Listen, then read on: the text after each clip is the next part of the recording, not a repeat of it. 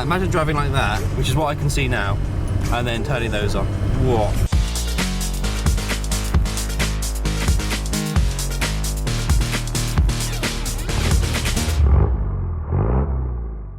So let's have a look at these spots. I've got 4 of these to go on the roof rack. These came direct from O.R.E. It's been tested on the road, but road legal. They are not floodlights, they're spotlights, so you can see way down the road. Yeah, let's open them up and have a look. There we go, look at that. Yeah, that's nice. Wow. So you've got 7 LEDs in there, got the cooling on the back, comes with its own plug that you can plug in and out. That's nice. So you can wire as many of these into the cable as you want. In the box you've got the mounting kit, and thankfully my roof rack has a mount already. So you can just mount 4 of those across the front there, put the bolts through. That's easy peasy. You can adjust it on the side as well for height. Yeah, that's great, and you can lock it in with the Allen keys there as well.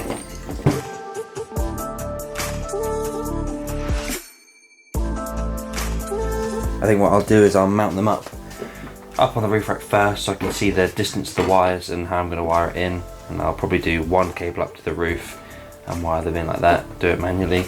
Use heat shrink and cable ties to keep it neat. And then I've got this over here. I bought this with some advice. I bought this scan strut, little grommet to go through the roof, and this can fit different wire sizes. And you mount this on the roof, run the wire through here, and then it keeps the water out of the car as well. So that's really good. So here's the loom, and you've got this bit here.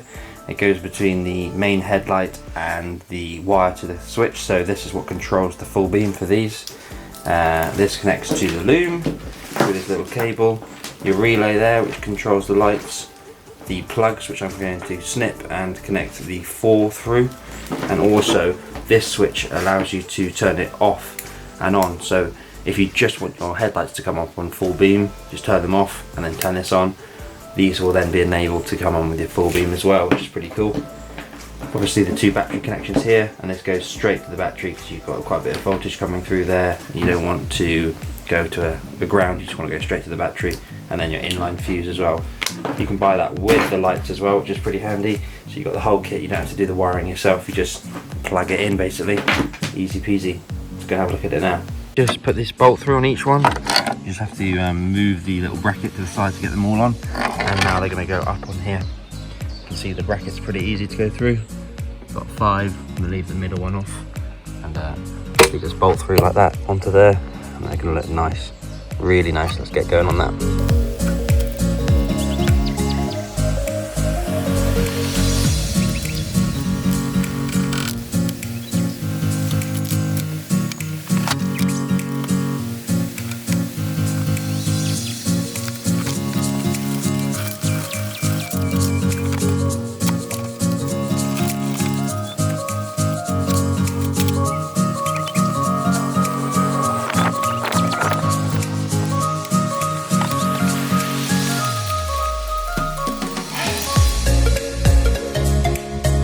There you go, just put them all on, pretty happy with that. I've been wanting this sort of small pod to either side look for quite a while now.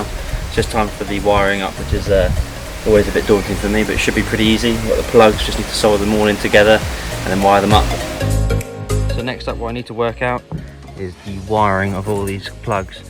So what I'm going to do is run them all over to this side, probably tuck them under the pelly case and have them all clipped in with a cable tie nice and neat, and go all into one, and then put the scan strut new mount in through this hole and then move the aerial to somewhere else, and they'll all come in down through here. So that'll be nice and easy. Not the neatest job, but looks all right. You might be able to see that from the front a bit, but I'm probably gonna have a number plate there anyway. It's all tucked away. But the biggest thing is the connectors, and you can see them there, but it just means that you can take them off and give them a clean, and you don't have to take the soldering off, so it's worth it really. And I can tuck them away a bit better in a minute, but looking pretty good. It's all wired through now. Hopefully it's all wired well. It's my own wiring. Just cable tied it up, and here's the wire that will connect from here. And this is a waterproof connector. It just seals up over the wires there. You can unscrew it, and then the wires just crimp inside here. And it means that you can take the roof rack off when you need to, and that's a little thing I got off Amazon. I'll get the link in the description below, pretty handy. So I've started the wiring, and I've run the cable up through this hole. That will then come up here under the head lining and out the top. And next what I'm going to do is run the cable that goes all the way to the headlights, and then that controls the lights from there. When you do your full beam, that goes through this hole underneath the tunnel and then forward to the front lights. That's quite an easy one. Another thing you can do is this blue, white and black cable with the switch on it, run it through here under the tunnel into the fuse box here, and then up into the dash, and that can like sit there nice and recessed, and you can turn it off and on really easily, which would be really handy.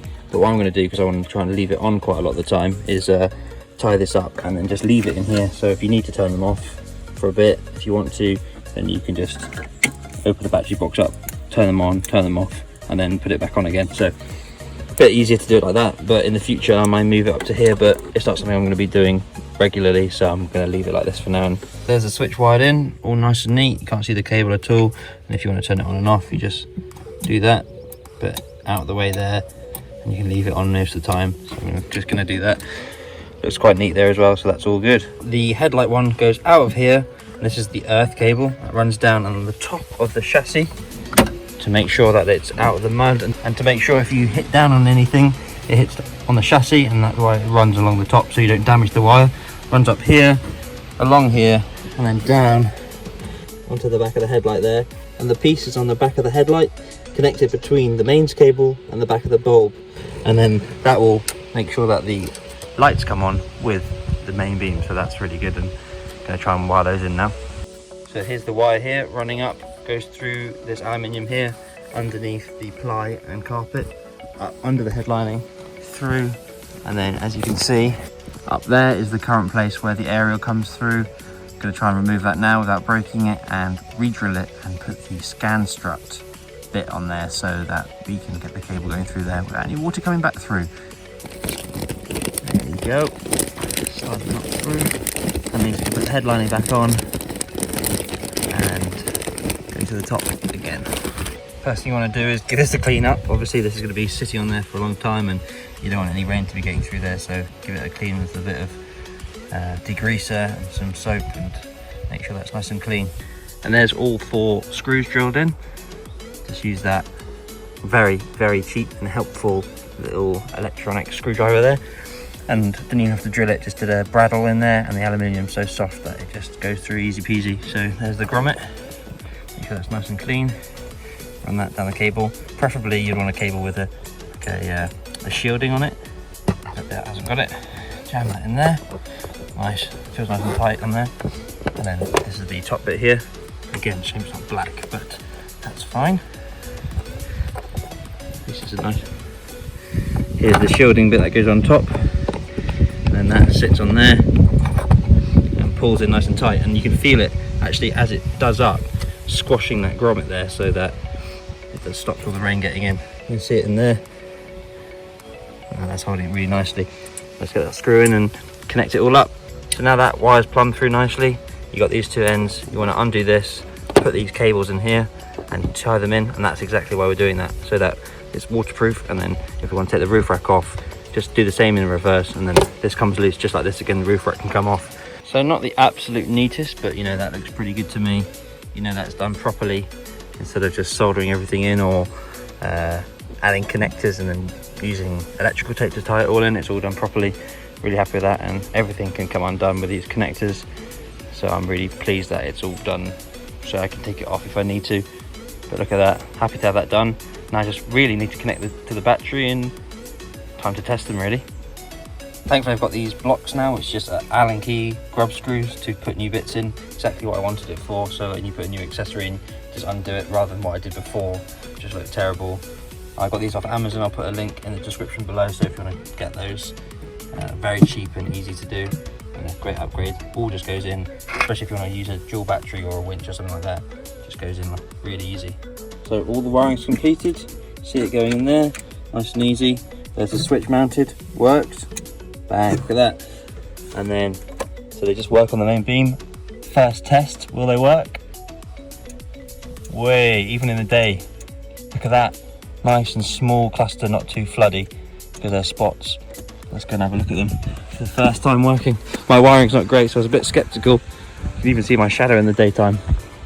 Well, hey, look at that. Love it with these new metal grills on the front here. Look at those. Can't wait to get into the night time, go down a lane and angle them all properly, tune them all up. Probably gonna have the middle two facing straight down and then these slightly out. Look at that. That looks mean, doesn't it? God, I'm so happy with that. Legal on the road as well. Obviously for main beam you don't want to be dazzling anyone, but you wouldn't have main beam on anyway. But it's just nice to know that if you get stopped or anything, these are certified for the road and completely legal. So I'm going to wait for dark, go out, test them out, and I'll give you my opinion then, and we'll have a proper look, see what it's like to drive with and without them.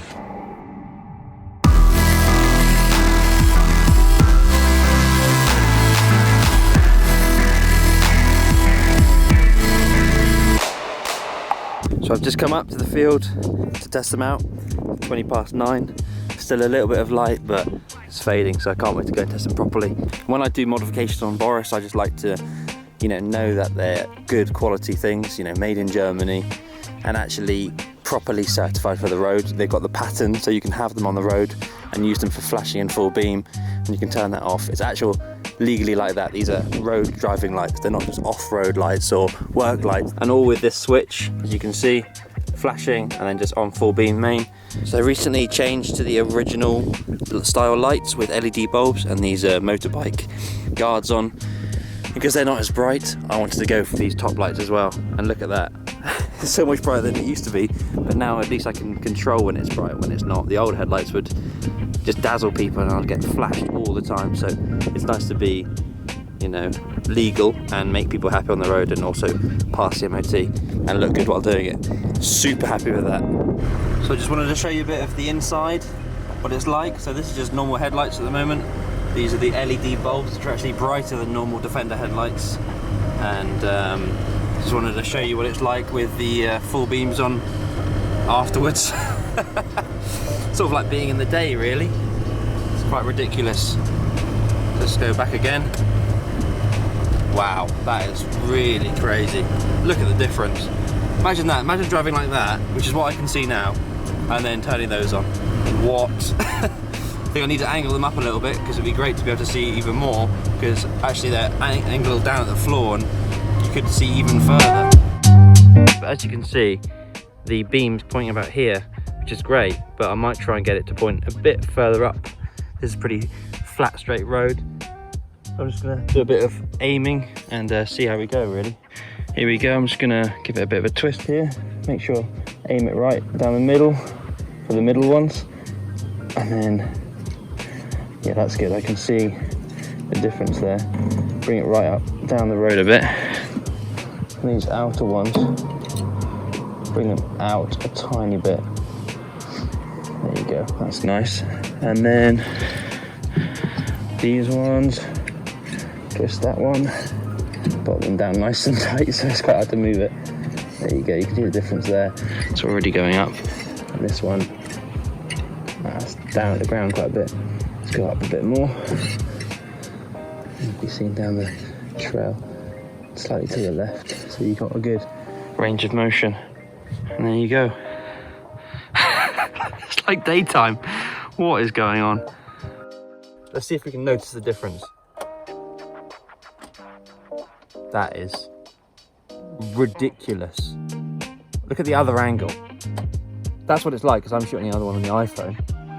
This is like a normal camera, so this is what your eye sees now. That's with it on. I can see, I reckon 300 or 400 meters up the lane. So I guess all there is to say now is thanks for watching, and I hope you learned a little bit. It was more just to show you the process rather than learning. I'm sure there's lots of tutorials online on how to put them in, but just wanted to show you how I do it and what it looks like in the end. I'm so happy with it. If you like the look of them, go to O.R.E. Any questions, ask them or me. And if you use Boris 5, you get a discount at checkout. And you've got quality, legal lights. Just look at those. How nice is that?